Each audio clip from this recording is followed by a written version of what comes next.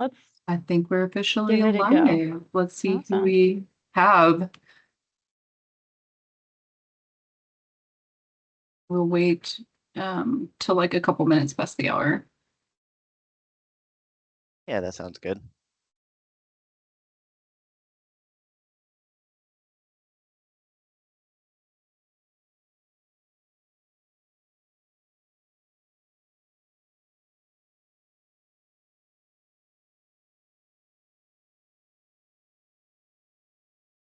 Hey, Madison, welcome in.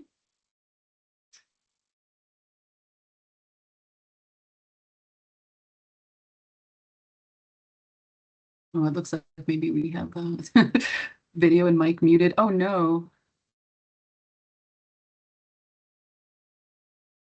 Let me see if I can do this. Madison, can you unmute now? Do you hear us? Hello. Yes, I can unmute now. There we go. Maybe that's in Madison, our settings. Yeah. Yeah, you should have gotten a individual link and not just like the Oh. general link, and that's what you should use. But this is okay too now. Yeah. Can I find that individual link, Prakash? I think it shows up automatically in your Teams, but maybe not.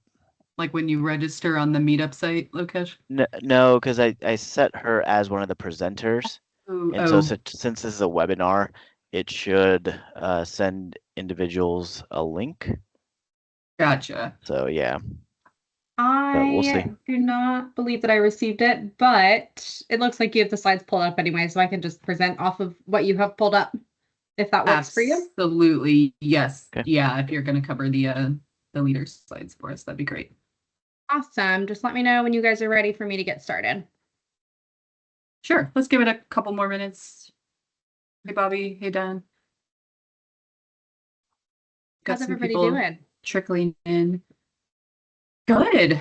Feels like it's been a busy week so far. It's only Tuesday, and some people were off for the holiday, so it's just the beginning. But yeah. I was saying earlier to Bobby on our Teams call that I don't know why, but today is just one of those days where it's so hard to stay awake. You know, feels like I should be on my third coffee by now. Yeah. I'm going to try to allow anyone, if you've joined the call, at least allow your mic, because we certainly want you to participate and ask questions if you have them. We do have a chat and a Q&A panel, I guess, as well for the webinar. So you can ask your questions there if you don't want to come off of mute, but everybody should have the ability to unmute themselves. I just enabled that. Okay, perfect. I was trying to do it individually and I was like, oh, I probably won't be able to catch it. Let's give it one more minute. We'll start at 5 after the top of the hour here. And then Madison, just let me know when you're kind of ready to advance on the slides. Awesome. Will do. Thanks, Nicole. Absolutely. Then I think we're going to cover up to, oh, we have somebody in the lobby. What's new?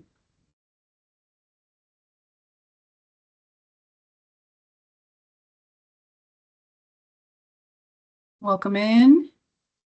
We're going to get started here. Actually, we're right at 5 after the top of the hour. So I'm sure we'll have a few others to join because I saw lots of RSVPs for this meetup. So welcome, everybody. I'm going to let Madison kick us off here with our kind of Doug meetup intro slides, and then we'll kick off this month's topic with our guest, Ann Krupke. So go ahead, Madison.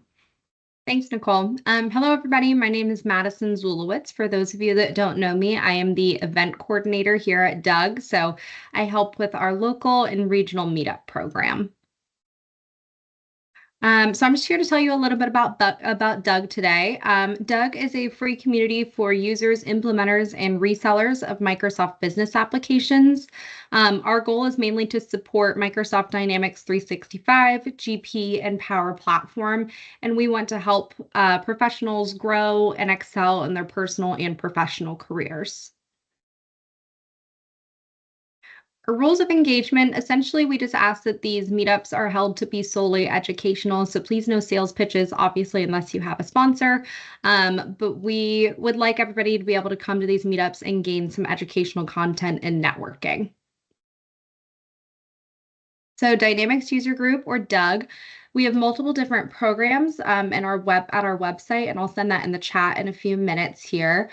But we have open online discussion forums, we have webinars, conferences, local meetups like this one, as well as regional meetups. We have a skill up program. We also have a YouTube channel, which is great to see some local meetups like this one that you may have missed. You can see them from all different user groups all throughout the world.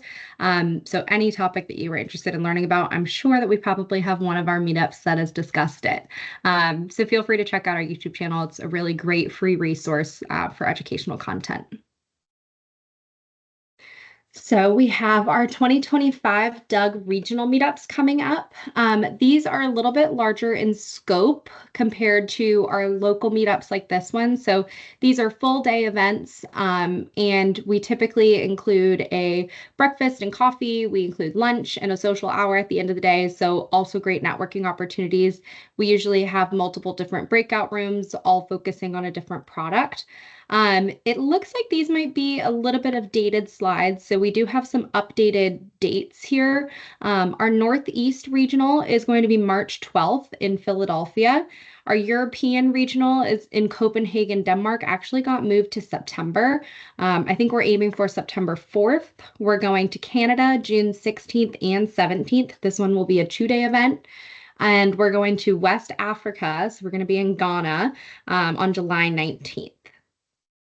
And then we're going to East Africa, so Nairobi, Kenya, July 24th and the 25th, and Colorado, August 21st, I believe, and Ohio will be August 26th and 27th, and then Texas will be September 17th in Dallas, Texas. And we have our largest conference of the year. So this is our huge DynamicsCon conference. It will be May 13th to the 16th, so coming up here shortly. This is a multi-day event conference with lots and lots of networking opportunities, tons of great educational sessions. We actually just posted our agenda, so we have a public agenda available for you all to see what content will be at the conference.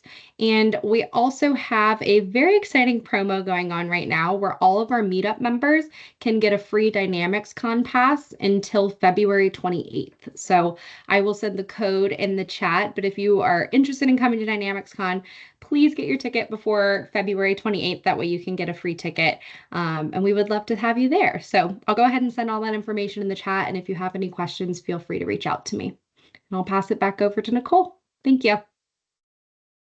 Thanks, Madison. Yeah, sorry for the slightly out of date. We used these slides, I think, last month. So it sounds like you guys have been busy kind of finalizing some of those regional meetup dates. Those are great events. I know I've participated in my local regional meetups before. So it's a great kind of mini DynamicsCon, if you will. It's a great way to engage with the community in person, which we love post-COVID. So yes, all right, I'm going to stop sharing these slides and I'm going to let Anne share her deck.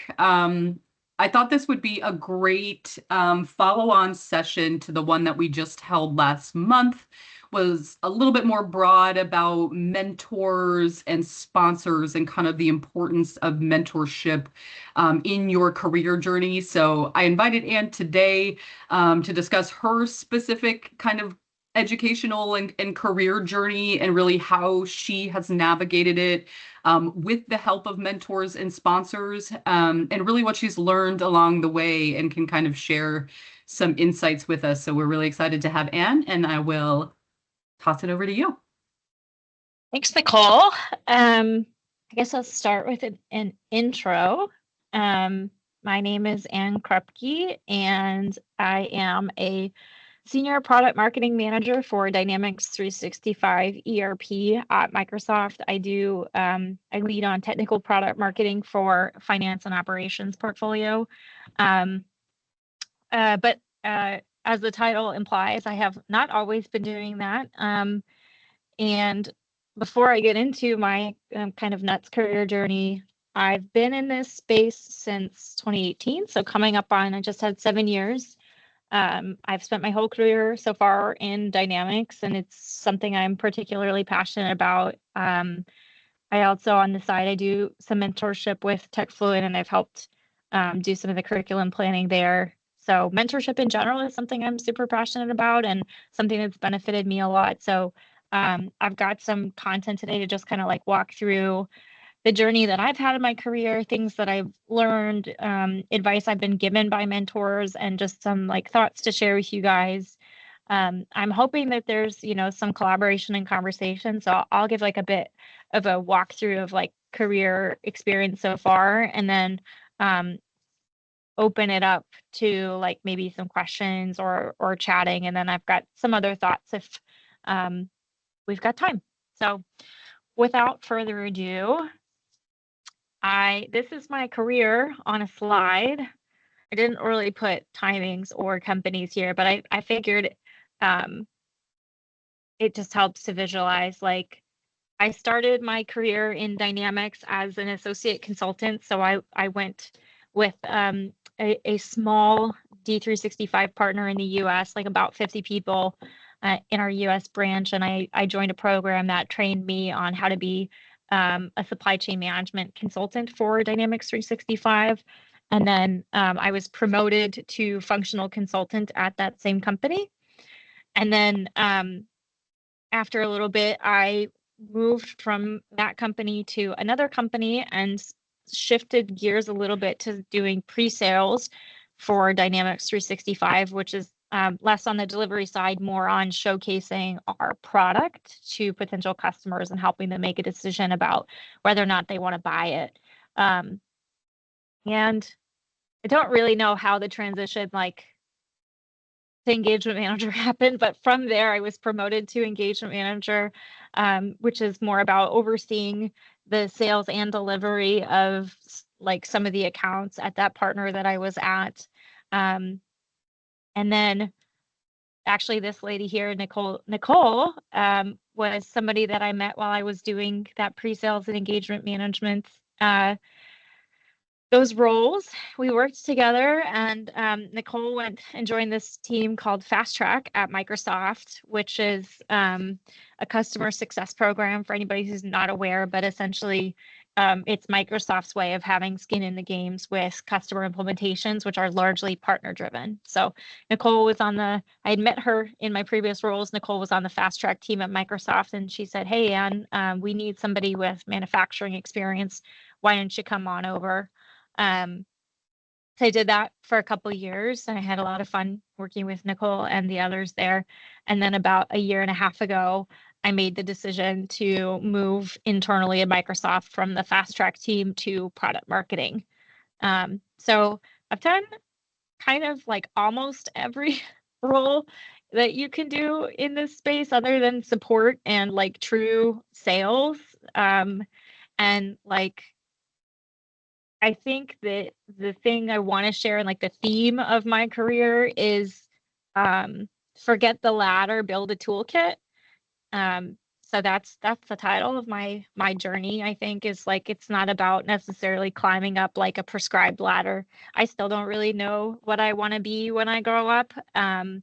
But everything that I've done, every role that I've had has kind of given me more tools in the toolkit to help me be, ready for the next role. So I've got this like framework for each of the roles that I've had, where I want to talk about like things I learned in that role and some advice I got from mentors and just share with you. So let's start with being an associate consultant. And I know I see some of the TechFluent cohort folks here, so maybe this will be particularly relevant for you. But as an associate consultant, I did have a degree in industrial engineering, and I had worked in a manufacturing plant before, so I generally understood kind of how manufacturing works.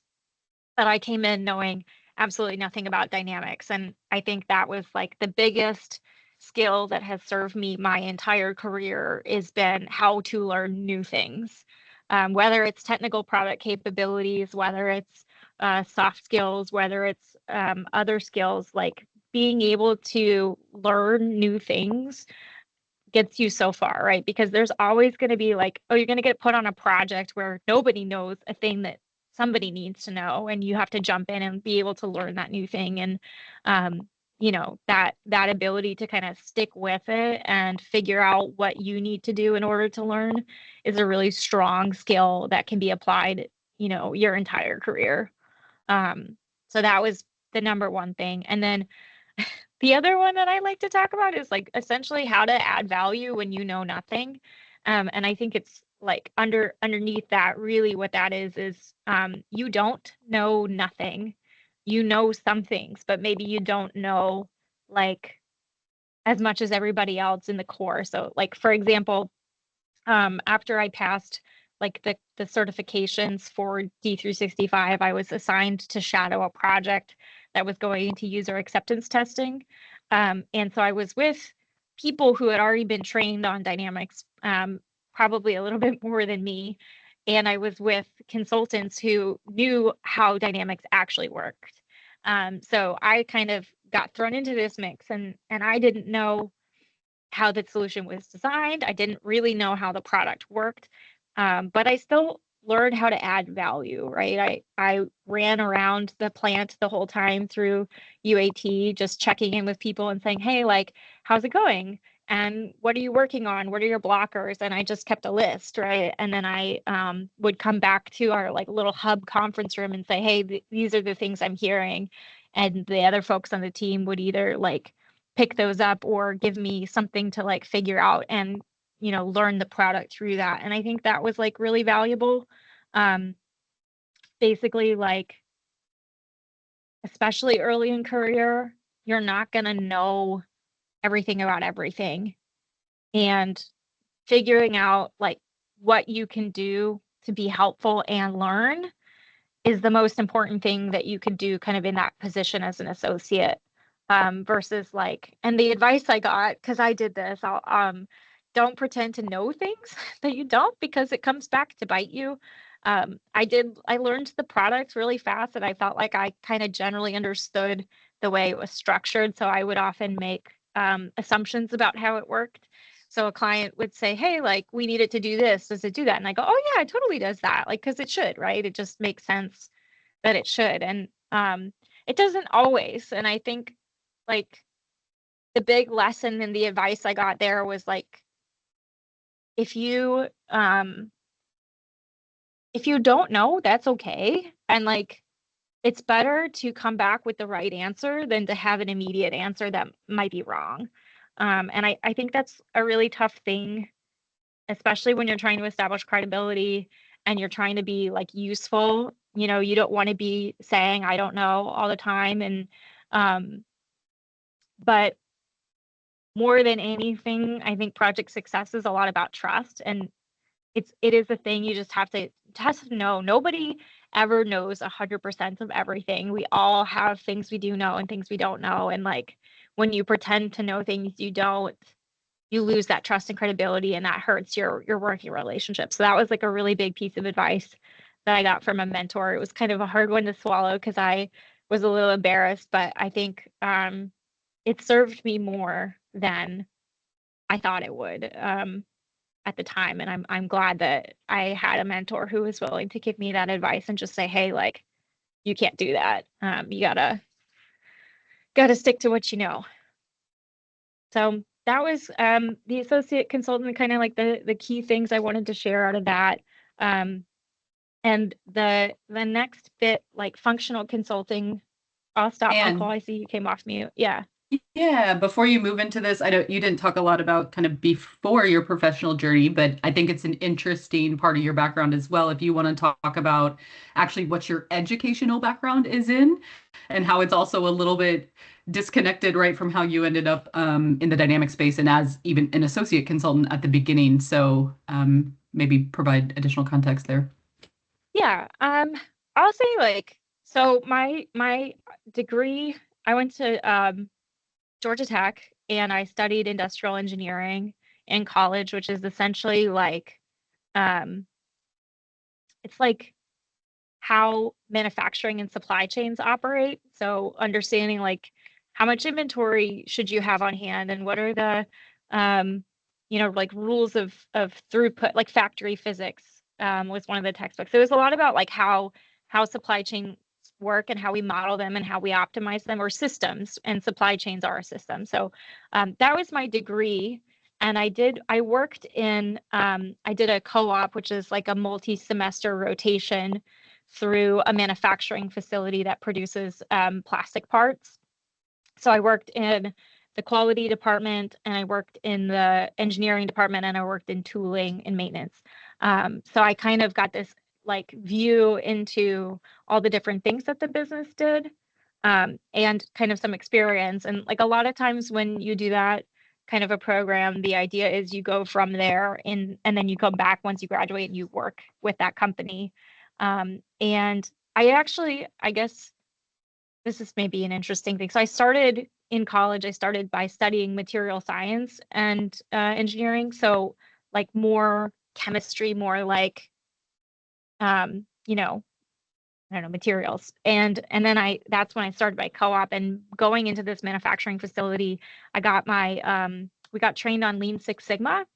And that, for anybody who doesn't know, that's like a methodology about how to run like supply chains and manufacturing in a way that is reducing waste and optimizing stuff. Like, and I don't know, I go back to like when my dad used to make me reload the dishwasher so more stuff would fit into it. And like, it's kind of like a puzzle. And I got this like spark of like, oh, like that's how my brain works. This is stuff I find fun. I like figuring out how to make systems work better. And that was actually what led me to change my major to industrial engineering.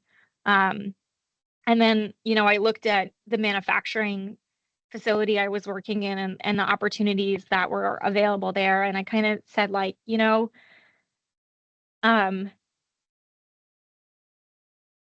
not every, like I want to do that thing where you're making things better, like maybe like continuous improvement, right? And I think that not every environment is conducive to that. But like, hey, if I go into consulting, maybe the companies that work with the consultants actually want to make a change. So if I go become a consultant, I'll get to work with companies who actually want to change, which was another lesson that I think I learned, is that just because they've hired a consultant does not mean that. But that was my thinking at the time. So instead of going and saying like, I'm going to be a continuous improvement engineer or manufacturing engineer or whatever, I looked at job opportunities in consulting. I picked technology because I felt like that was going to be more like, in terms of advanced. And then I actually saw one that said lean in it. So we do lean technology consulting, and it was a company called Ebax. It was the first company I ever worked for out of college. So I did not know what ERP was. I did not know what Dynamics was. I saw Microsoft, but I was like, it didn't really resonate that it was like I don't know. It wasn't super clear to me. And I think ERP is a pretty complex topic. So safe to say, I don't think I really knew what I was getting into, but I think I was really lucky in the sense that it was something that I've ended up really, really enjoying and being passionate about. So I kind of just took a leap on this Ebex company. And yeah, I don't know. I think it's kind of an accident, but it's turned out to be really well. And it actually, I think like the stuff I learned did end up serving me, and to the point, like especially to those of you from Tech Fluent, like that how to add value when you know nothing. Having experience working in a manufacturing facility, even though I didn't know Dynamics, was a way that I built a lot of trust with factory operators or production supervisors, like people who were I was trying to help like get to use Dynamics. Even if I didn't know how the product works, they knew that I understood like what they were doing, the context of what they're doing. And I think that one of the things, like when you look at coming into this ERP space and saying oh my gosh, there's just so much ERP to learn. It's like, if you've done retail, if you've been like a cashier in retail, you've done the order to cash business process, right? You've done something that we model in ERP. If you've been a cook in a kitchen in a restaurant, like that's basically a mini manufacturing plant. If you've been a warehouse manager, taking inventory at a shoe store, like there's all these experiences that you have working outside of technology, that when you look at specifically like ERP and business applications that apply, that context applies. And I think that that's like a really important thing to understand, is like you don't actually know nothing. You have this background, and it really helps when you can connect with people about what they're doing. And then all you have to do is go figure out like how to take that technology and apply it to what they're doing. And you've got some trust with them because they know that you understand what they need, if not how to get them what they need. So I don't know, Nicole, was that what you were looking for? Yeah, no, that's great. Yeah, I just wanted you to kind of share that as well, because I know that kind of that background in industrial engineering is not typical, right? Quote unquote, of having like a computer science background or something. We would maybe see most people moving into this like associate consultant role out of college, right? So I think it's really interesting for the audience to hear how you arrived there. Yeah, I think that the funny thing is actually Ebex, the company that hired me, was specifically going for industrial engineers, because they figured out that like this is actually it is a lot about how do you improve systems, how do you model systems and improve them. And I've seen it become a little bit more popular in that sort of like associate hiring programs. That's one of the degrees where they're like, yeah, like if you do this kind of thing, then you make a good fit. So agree that maybe like at face value it sounds a little weird, but I think that there is something there in terms of like what you learn in industrial engineering that applies, and I think more people are starting to recognize that. And absolutely, Six Sigma did not hurt, only in the sense that it made me have to learn the lean module in Dynamics 365, except that was fun, so it didn't hurt. Yeah. Cool. So from being an associate consultant, I got promoted to a functional consultant, and essentially for me that it happened when I was less shadowing and more adding value, right? Able to kind of, I knew enough to sort of operate a bit more independently and take ownership of certain areas. And that was kind of, that was how the move was made. And I guess it was the simplest career change, because it's not a career change, it was just a promotion. It was like probably the simplest thing I've ever gone through, and it was more just like you know, I was really lucky. Oh, this is like well, I don't know, but the client that I was working with essentially went back to our engagement manager and said, hey, like she's adding value and we're willing to pay for her for the next, like as a functional consultant instead of a heavily discount associate consultant rate. So I had a really nice advocate on the client side who was willing to essentially vouch for me to help me get promoted, which was really special. And I do think like that partnership with clients, especially when you have associate consultants, which is really, really important for our industry because we don't have enough resources to go around. We need to keep adding more capabilities, more people into this space. And like that partnership between partner and customer, and understanding like what associates are, what they can do, and how it's like a mutual growth thing to have them on projects was like I really benefited from it. It's really, and I think it's really important, like generally speaking. So moving from like kind of a shadower to somebody who's got a little bit more ownership, the key skills that I picked up out of that were solution design. And this is where, like, again, yeah, I started learning more like functionally about the product, but the important thing that I learned how to do was how to be like a translator or like liaison, because I think that when you look at functional consulting or business analyst roles is another term people will often use for this, is like your SMEs on the business side, they know what they do, and they do often know like why they do it, and they also know why it matters to them, right? They know their specific business process. And then you've got a product like ERP, right? And ERP, there's hundreds of documents that explain how our specific one works. There are all these different like switches you can flip, but ultimately like you can do almost anything with ERP. And the value that a functional consultant or a business analyst provides is being able to do that mapping between, right? Understanding that like a random SME who does product engineering isn't going to know what a cost category is. Like what does that mean? That's just a technical product term. So being able to understand the language of the product and the language of the business and map those things together to create a solution is a really, really important skill I think you're going to need if you're kind of in that space of like delivery, or even up front. Like, I think in every role that I've been in since then, you very infrequently do you work with a homogenous group of people. Like, you're almost always working with different groups of people with different objectives and different backgrounds. Like, I'll take an example. Like, I'm in product marketing now, right? So I work with marketing people, I work with sales people, and I work with engineers, and everybody has a different terminology. Everybody has different objectives. And so this like translator skill that I built while I was a functional consultant still comes into play here, because you have to be able to get a message across to each group of people in a way that they're going to understand and buy into to like build anything to go forward cross-functionally. So I think like, yeah, that translator skill is a really good one. And again, it's like building your toolkit. It's a thing that you take with you, whether you're doing functional consulting or, you know, any other role. It really served me well.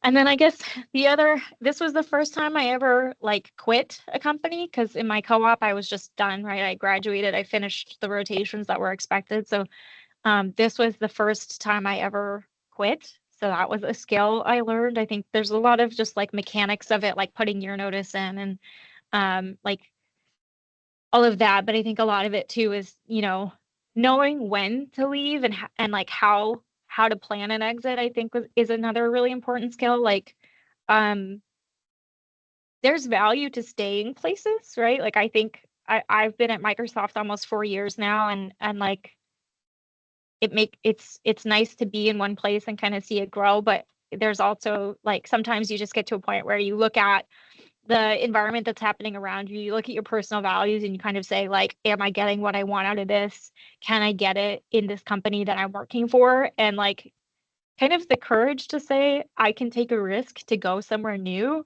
And like, at what point do I do that? I think that's like another skill that's worth knowing. And if you're trying to go and build out a career, like, yeah, I don't know. I don't know if you guys want to put in the chat maybe your own personal experiences of that, or we can come back and talk about it. But I do feel like it is a skill that you need to have, is when do you stick with your role, when do you stick with your company, and when do you decide to make a change, and like why. And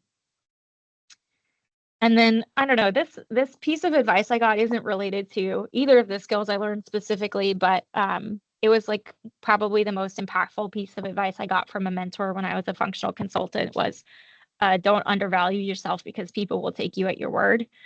I was doing, I think my first ever performance review, maybe my second one, because I'd never done one before. Like, I've worked in the restaurant industry and I worked in that manufacturing plant, but I'd never really done a performance review before I started, you know, in Dynamics. And the way that my company did it was you would go through and you would rank yourself on a scale of 1 to 5, and then your manager would come in and rank you on a scale of 1 to 5, and you kind of look at like where that overlaps. And I went in and I was kind of like, well, I think I'm killing it, but I don't know. I feel like it's weird to think like to say that I'm killing it. So I kind of like scored myself lower, because I wanted to be like modest, I guess, or like humble, or I just didn't want to be cocky, right? And my manager at the time, who is still like a very good friend and mentor, she looked at me and she just was like, you know, you're not that number. You know that you are above that. And like, I know you and work with you well. And so I'm going to tell you to go higher. But there are plenty of managers out there who are going to just say, oh, that's what you think you did? Okay. Like, you think you're a 3 out of 5? Fine. You're 3 out of 5. And so like, that was a really big, and like as a early in career, it's hard to feel like, I don't know, maybe it's imposter syndrome or whatever, but just being like tooting your own horn is a skill that is, I guess I should have put that in the skills. I don't think I have that anywhere, but like, it's a skill you have to learn to be able to like say, yes, I do feel like, you know, I know my worth and my value, and I'm going to share it with you, because if you don't believe in it, if you can't articulate it, then it's not going to go anywhere, and you're not going to get that like recognition or, growth that you want. So, yeah, I don't know. I thought that was like really helpful advice, and one that I definitely wanted to pass on. 100%. You need to be your own champion. So I left that company that I was with, and I went to a new company, and I moved into a pre-sales analyst role. So kind of like how that happened, as I was interviewing, I was just talking about the things that I like doing. And I had done like a pre-sales proof of concept on the side when I was a functional consultant. So it wasn't my job, but we needed somebody to do it. So they pulled me in to help out. And I really enjoyed that like whole experience of just like jumping in somewhere new, figuring out the high level picture, and then showing them how the product could help them. So when I was interviewing with this new company, they were like, if you really like that, like we need a pre-sales analyst. So why don't you come take that role and transition?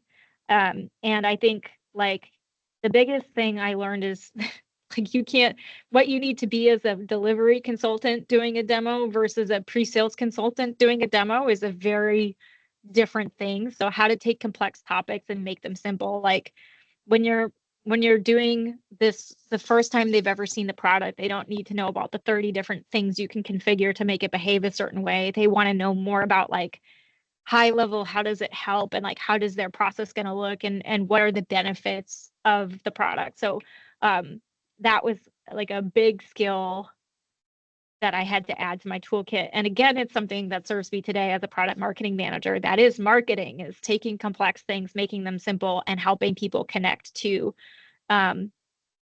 why it matters, why they should care, and why they should listen to our message. And then I guess like, I don't know about you guys, but I was kind of always like a fly by the seat of my pants kind of person. Like I know what I know. And when I show up, I'm just like, it's there, and I have like good recall. So like I was pretty good at handling things off the cuff, but when it comes to like pre-sales, and this is your big opportunity to wow, you have to be more prepared. You have to like spend that time developing stuff. Like it's probably the first time I ever wrote out like a script of what I was going to say in a demo. And like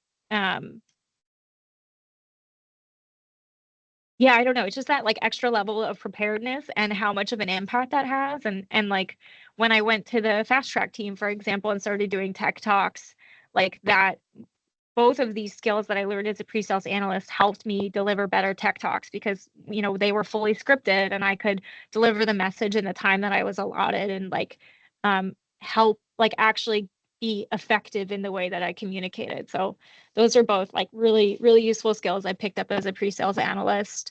And I think I got like a lot of the good advice I got about being in pre-sales was about understanding really like functionally. Sales is understanding what other people want or need, and you figuring out how to engage with empathy and connect it to how what you have can solve their problems. Like I think like initially I was just like, well, we have a really great product, and let me show you about this really great product. And it's like that's not what sales is about. It's more about like, is our product a good fit for you? What are your challenges? Like, what do you need something for? And coming to them with the right solution. And instead of just like trying to push what you want down somebody else's throat, you need to be thinking about what other people want.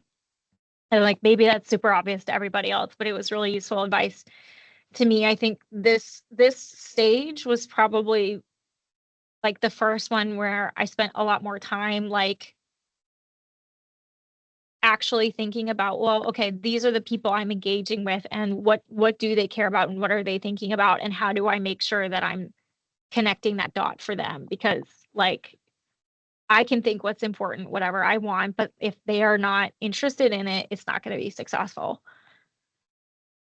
Cool. So then from pre-sales, I kind of got this, I started working a lot with engagement managers. I guess that's kind of how the transition worked. And I was like, that's kind of cool. Like not only do you convince somebody to buy your product and buy your services, but then you like see it through to the end.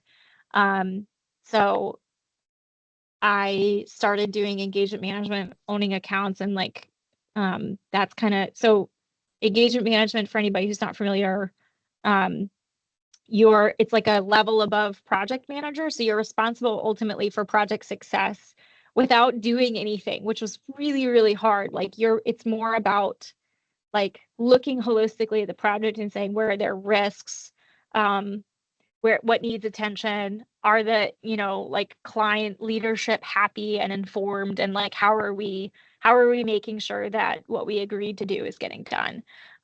So I didn't put it on the slide, but that was probably my biggest challenge, was pulling out of the weeds and letting other people do their jobs and sticking to that range that I was in. That was a big shift for me. But I think what it let me learn was, like, one, building on what I learned as a pre-sales analyst, how do you build relationships with people? Because like, you need the client to feel comfortable giving you feedback, positive or negative, so that you can improve. You need your team to trust you, and also give you that feedback and give you that indication that maybe something's coming up that isn't going to be great, right? So it was a big shift, and I think all of that sort of like how to build relationships, how to have better conversations with people, more effective communication has really helped me, especially now that I'm kind of in corporate world, because a lot of, I should have put this one on there, because this was one of my mentors told me. She said, there's two ways you can get things done. There is having the authority to do things. So like having the specific like job title or responsibilities that lets you do them. And then there's having influence and influencing things to get done. And like, personally speaking, I've always like stuck to authority, right? Like a safety blanket. And I'm just like, if I'm empowered to do it, I'll do it. But realistically speaking, I think like 80% of things that get done through influence. And maybe that's a really high number, but it's the truth. Like, structures, especially the bigger of a company you work for, structures are slower to change. And like, official assignment and recognition is really hard to get, because there are so many people involved in making a decision that they can take a really long time. So you have to build up this ability to influence, and relationship building is like the foundation of that, right? So how do you like achieve an outcome that you're looking for through the relationships that you've built? It's like the path to success versus waiting for somebody to give you the authority to do it.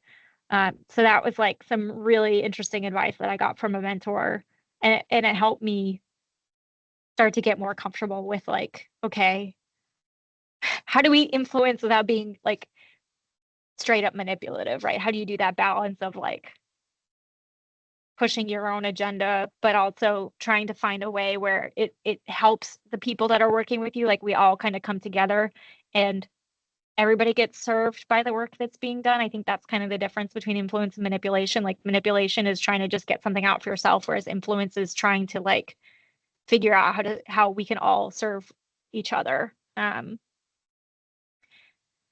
then the other big thing I learned was like how to handle things when it just blows up, like how to manage projects, but also how to manage escalations. And that was really tough. And like I personally am very passionate about like the product, but also like you care deeply about your customers. Most people do. Like, I think a lot of times it's hard to work on something for 40 plus hours a week and not care, right? Like, not like deeply connect. And I think especially when you're at this point where you're like managing things, if you hold on to all of the like emotional connection of it, it can make it really hard to actually get through and resolve challenges. So um I think that was like a new perspective I learned, was and the advice that I got was about, you got to be honest, upfront, and proactive. Like, you got to tell people early on, I see this risk, because if you wait until the issue has happened, till it actually blows up and they're not prepared, you're kind of like, you're already fighting this battle to be like, hold on, how did we even get here? And like, we never even had chance to steer the course. So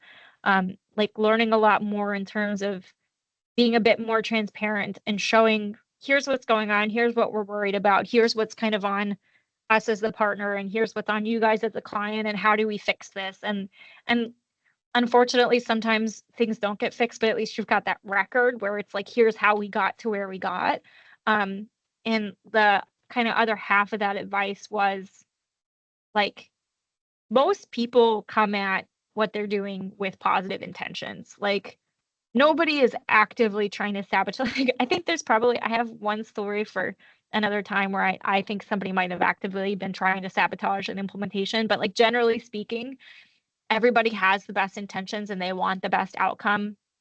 So, like, if we remember that about the people that we're working with, instead of seeing them as like opponents, it makes it a lot more effective to actually like get through tough times and resolve them. So, yeah, that was the big thing I learned about being an engagement manager. And the other thing I learned was I don't love that. So when I got the call saying, hey, we need a fast track solution architect, I was like, okay, yeah, I could try that. And actually, probably worth sharing. I think Nicole reached out to me once in, I think it was like February of 2021, and said, hey, we're hiring, and like, I think you could be a good fit. Like, maybe you should apply. And she set me up with a call with her manager at the time. And basically I just said, okay, like, what's the role? What is this? And the way he was talking about it, he was like, we need a manufacturing expert, and we need somebody who like really knows the ins and outs and can guide, our biggest customers in success. And I walked away from that call and I didn't apply. I felt like I was too young. I was 25 at the time. So I was like, I feel like I'm too young. I feel like I don't have enough years of experience. I feel like I wouldn't be able to do this role. So I kind of just like didn't apply and kept going with what I was doing. And then 6 months later, Nicole reached out to me again and was like, hey, by the way, we're still hiring and I still think you'd be a good fit. And at that point, like, I don't know, I think 6 more months under my belt as an engagement manager gave me a lot more confidence in my ability to do stuff, or at least take a shot at it. And I think it was kind of one of those, like, if you don't try, you won't know, right?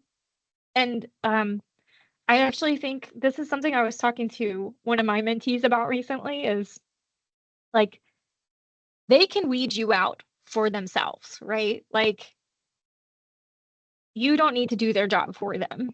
If you think it's something you're interested in doing, if you want to try to get there, then like, let them disqualify you.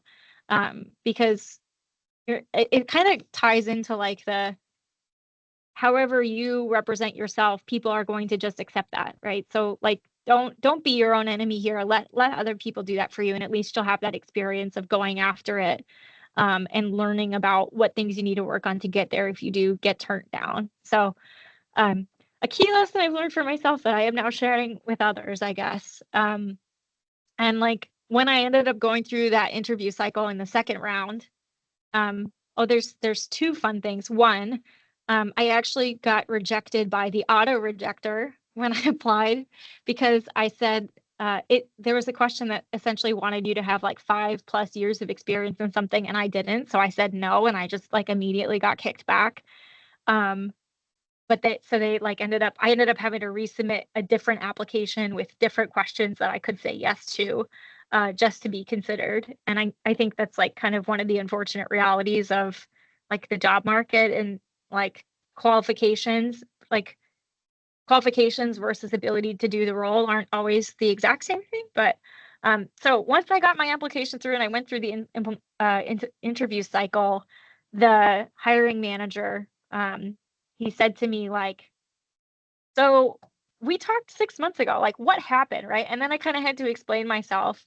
And I think that's probably the moment for me where he turned into another one of my really valued mentors, where he just kind of said like, what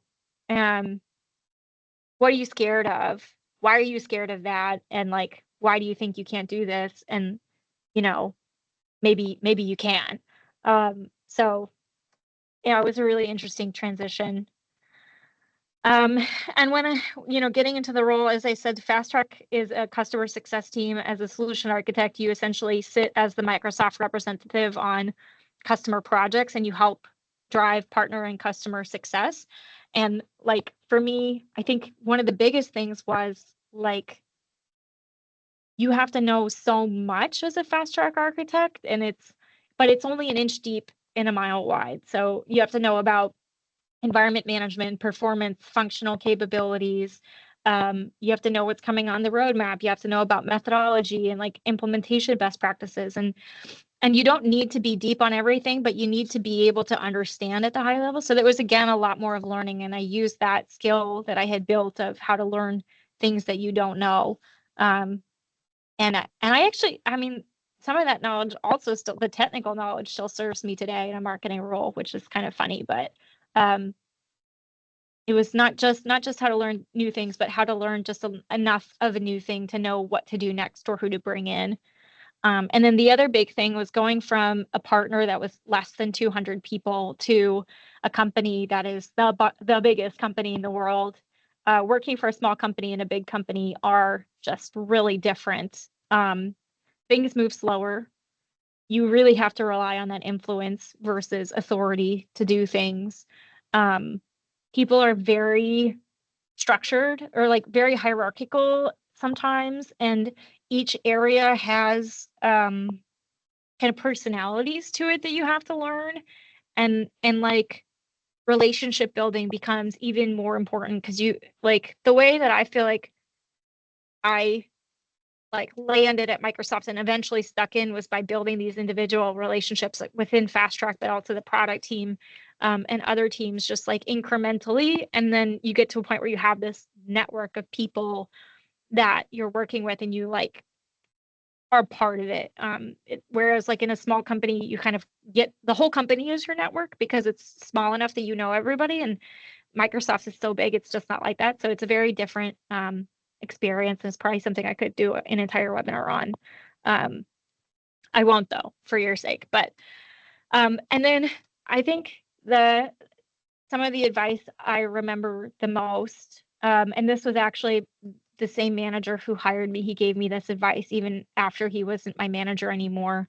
Because that's the other thing about large companies is I've had like 6 different managers in 4 years. So 6, 4, anyway, it changes a lot, but you build those connections and you keep them. And he said that I was talking about this problem that I saw and like I wanted to do something about it. And again, like I think I was kind of like looking for authority, whereas, going about it by influence. And he just said like, okay, you think this is important? Like go test it, like go prove it out that you can do. It was about adoption of a new feature. He said, go find 10 customers, convince them to adopt it, and you'll have moved the needle and you'll show that this can be done. And like, we can scale it out. And so I did. And it was just this like, yeah, you don't have to wait for this big initiative to get kicked off. You can just go like do a little piece and get people excited and then build out that second phase. And that's one of those things where I think, especially in a large company, a lot of times you got to do that. You can't wait for permission. You have to just kind of do that little thing, get people excited about it, and then get people to buy it and do it bigger. And I think that is a lesson I've seen served me really, really well in my 4 years at Microsoft. And fun fact, that initiative for adoption, it was planning optimization. It is still running, even though I'm no longer with the team. So like really proud of how I was able to apply that advice, I guess. And then switching to product marketing manager, I feel like I should add a skill here, which is like how to care less about what people think about you, but I haven't really solved that one yet. It's just something I'm actively working on. Going from a very technical position like Fast Track Solution Architect to product marketing, a lot of my peers kind of were like confused and even were like, is that really like a step for you? Like, is that a step up or like a step back or what, and I'm still in the process of learning how to care less and knowing more that like this was the right decision for me. I'm really enjoying it. I'm learning more things again, and that's something I really value, and everything. And like other people's perspective of your career is it's their prerogative to think whatever they want, but it's your choice to care. So it's something that I continue to work on, but thought I would share. So yeah, essentially, like I really liked doing the work at Fast Track, but I found that I was most particularly passionate about doing like the scalable impact work, and that's not entirely like what the role I was in was about. It was more about like the in-depth work on specific customers. So I saw an opportunity to go into product marketing and kind of like work at scale, which is true, right? I'm helping build messaging that is like scaling out to our thousands of customers, prospects, partners, like you name it. So I'm really enjoying the shift. Been in the role about 18 months now. And I think I've really felt like this role, like I said, it's the toolkit that serves me so successfully. Like I've learned so many new things. I've had to be a translator across so many departments. Like we work with a million different stakeholders. Storytelling and making simple things complex really is a core part of marketing. Relationship management and effective communication when you have that many stakeholders and like inch deep and a mile wide, right? Like how do you know enough to piece together a story? So I feel like every single step I've taken along the way has really applied to this role that I'm in now, even though it's very different from any of the things I've done before. And then the other, like, I guess, big thing was learning how to say no is really important. Learning how to like guard your time. And that ties into the advice I got from a colleague who has given me a lot of great advice. He said there's always going to be more for you to do. People will ask you to do things and they don't check your availability first. They just kind of say, hey, can you do this? Or I need you to help me with this. And you are the person who knows when your plate is full. And as long as like you're aligned in terms of priorities with your manager, right? Because that's their job. It's up to you to say, I can't do this, right? I don't have bandwidth for this. Or if they're really pushing, bring it to your manager and say, hey, where does this fit in the priority list? And what is going to fall off my plate? I think it's another thing about working at a really big company. There is so much that you can do, but it's up to you to kind of manage what you are doing and make sure that you're not overloading yourself and like putting yourself in a bad spot. So that's the journey, that's the story. And I think like if there's one thing to take away, mentors are so important. I wouldn't be where I am without the support and advice from mentors. And like, yeah, I don't know. Yeah, that's like it's really impactful. And I think too, like understanding that it's anybody can be a mentor, and a lot of mentor-mentee relationships are really, it's not that like hierarchical. It is more of it's a give and take a lot of times. Like I've learned a lot of things from my mentees as well. And I think we've got a little bit of time for questions. I see one in the chat. Did you find your mentors or did they find you? I would say it's like mostly it's been like informal relationships that have kind of crystallized into mentorship. Like I think there's probably a lot of people I would consider mentors that I've never like officially called it, like said, hey, you're my mentor now. One of the key bits of advice I would give, like especially if you're leaving roles or leaving companies, is like who are those people that you want to continue connections with? Like I have for example, like a former colleague that I worked with in my first company that I still meet with monthly. And it was when I left that company that I was working with her at, I said like, hey, I really enjoy our relationship and like I want to stay in touch. Do you mind if we set up like a monthly connection point? And it wasn't, hey, will you be my mentor? It was more like we're already working together and I really enjoy that. And like I would love to stay in touch. Same thing, like my previous manager from when I was on the Fast Track team, we had a one-on-one because he was my manager. And when I left the role, I said, hey, like, what if we just kind of take the frequency down to a little less often, but just stay in touch because I really enjoyed working with you and I appreciate your insight. So that's the approach that's worked for me. I've had people ask me to be their mentor. So it works sometimes. I find it harder to ask. Like it's really like what you feel comfortable doing, and then also understand that not everybody has time to give you like consistent time, but I also have these people, like when I was making the transition from fast track to marketing, I had a few people that I said, hey, like, do you have some time to chat? I just have something I want to talk through. And I would love some perspective. And so more kind of tying it to a specific thing you want advice about is another way to go about getting some mentorship ad hoc. And I know we're at time, but yeah, I think we're right at time. And maybe if there's one last question anybody wants to sneak in here for Anne, but I think you've shared a lot of great advice. Your journey is certainly not linear. Many careers are not, so I think it's a great example of how you can still thrive and how you've really leaned on those different mentors to kind of help you along the way.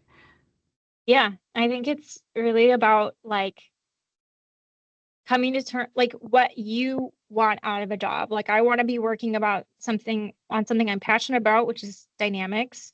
And I like growth and change. So marketing is a very fast-paced environment. So that worked for me. I think it's all about like decoupling the idea of success that's out there and coming back to like what makes me feel fulfilled, like what is worth my time for me. And like also it's fine if the thing that fulfills you is getting a paycheck. Like it's still good to say, well, like what other things do I like and how do I kind of combine that need for a paycheck with things that are more fun for me to do than others. But yeah. I just want to add one thing that you've been doing during this presentation that I think is also a valuable lesson to share. You haven't made apologies for anything. It's all about. Sorry. But I think you get the point. Oh well, and this didn't work out so well, and I felt bad. No, it's always looking forward, being positive, making no excuses or apologies for any of the changes or career steps that you took, right? Because it's all part of your path and owning that. So you're absolutely amazing and inspiring. I just want to let you know that. Thank you for sharing. Thank you. Thank you so much, Cynthia. And thank you to the mentorship committee for having me. I'm really it was fun to take a look back at my journey and share. I thank you guys for sticking around and listening. Yeah, thanks so much, Anne. I think Thank you, Anne. Appreciate it. Yeah, others who RSVP'd for this, I think, can get maybe to the recording of it later. So I'm sure, Correct. Yeah, others will be watching. So thanks for joining us this month. We'll have another meetup coming next month. So stay tuned. Thanks everybody. Guys. Thanks, Anne. Thank you.